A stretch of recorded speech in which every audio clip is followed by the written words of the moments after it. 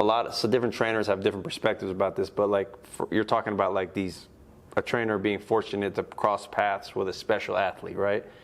Do you believe that athlete will be a great champion with or without meeting the right trainer? Like regardless of whoever they train with, do you think that they're just that special? Some guys are just that special and they're going to be a champion, or do you think they have to cross paths with the right individual as well? There are some athletes out there that Ray Charles could train. Seriously, I mean, you know, we can pat ourselves on the back all we want, but if we, like you say, if we don't have a thoroughbred, it's going to be difficult.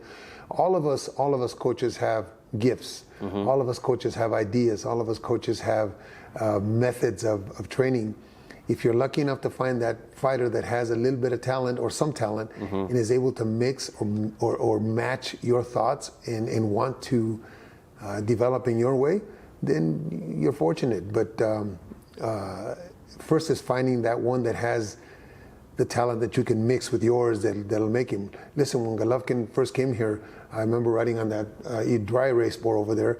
I asked him to give me 3 years of non-interrupted training. Let me do what I think I need to do, and let me train you the way that I think I need to train you. And to his credit, you're talking about a guy with 350 amateur fights and 5 losses, amateur world champion, rated number 2 or 3 in the world at the time that I started working with him. For the 9.5 years, I never heard a peep out of him. Yeah. You know, so those athletes are out there. You just have to be. But me knowing you, you know, I also know that like the type of ship you run, like the way your personality is.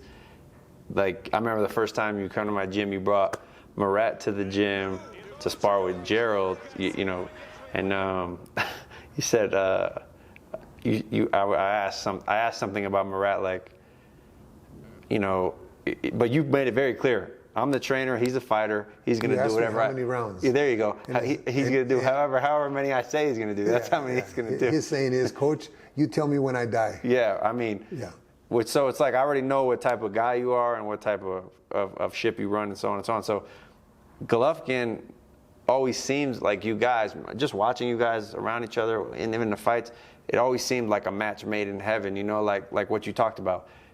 His attributes lined up with your attributes, and that's why you guys went on this great run together. But the thing is, though, if they allow them, if they give themselves to you 100%, then it's easy for you. It's easy. Right. It's easier for a coach, I should say. Yeah. There's a lot of coaches that unfortunately are not forceful enough sometimes, and the fighter will go home and the parent will say, well, you should be doing this, and because I saw it on YouTube, you should be doing this and you should be doing that. So the fighter goes back to the gym. Now he's got a little second thoughts in the back of his mind that this coach is not the right coach for him. Yeah. And you never know. I mean, you have to, it's like a marriage. You have to be married to somebody for a while before you really get to know them. Right. You know, and the same thing with a fighter and a coach. I think it was Al Gavin said one time, it takes 5 years just to get to know a guy. Absolutely. You know, before you know how he thinks, what makes him. You know, there's certain guys that I train since they were little kids. I could tell by the way, the look on his face, what he's thinking, you know? Yeah, what happened at home? Yeah, exactly. Or your girlfriend, or whatever it is, right? Yeah.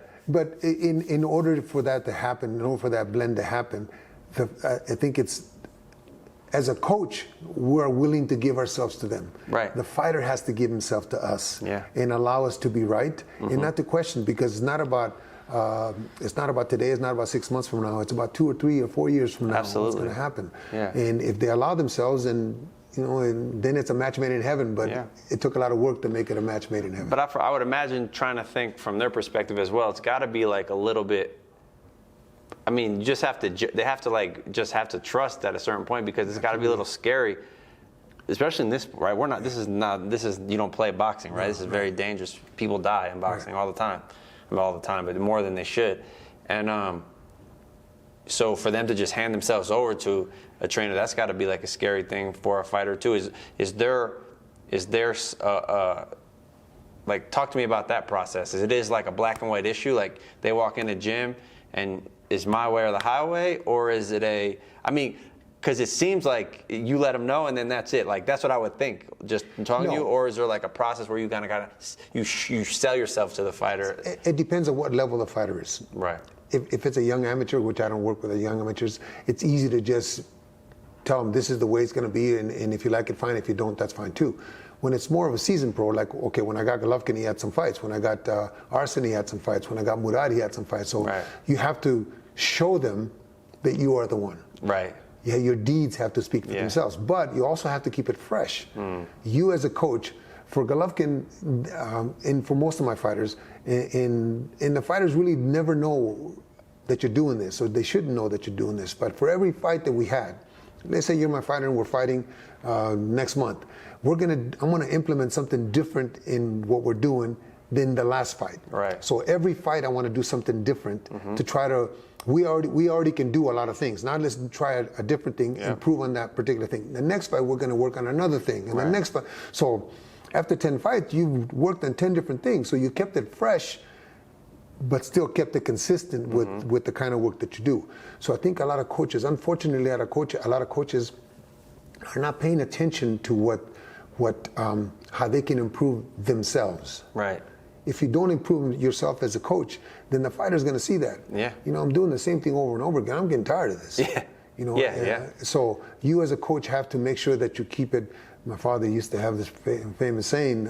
Maybe it doesn't apply, but dazzle him with brilliance and baffle him with bullshit. You know, you have to keep not regurgitating everything, not doing the same thing over, but not eating the same meal all the time. Just okay. For instance, your favorite combination is a jab, right hand, and a hook. Okay, that's your favorite combination. So okay, so this time I want to throw an uppercut before that combination. Okay, just a simple example. Okay, I'm gonna throw the same combination, but I've watched your tapes now. He's watched your tapes for a while, and he knows that your favorite combination, you throw with a jab, and you're gonna come back with right hand and hook. Okay, well this time we're gonna throw a little short uppercut, even if it's not at your guy, and then throw the combination again. So now you just changed something. Yeah. So now that just made it a little bit different. Right. So those are the little things that even if they don't make sense to anybody else, it doesn't matter. Your fighter is seeing something different from you, and it's not the same guy showing up every day.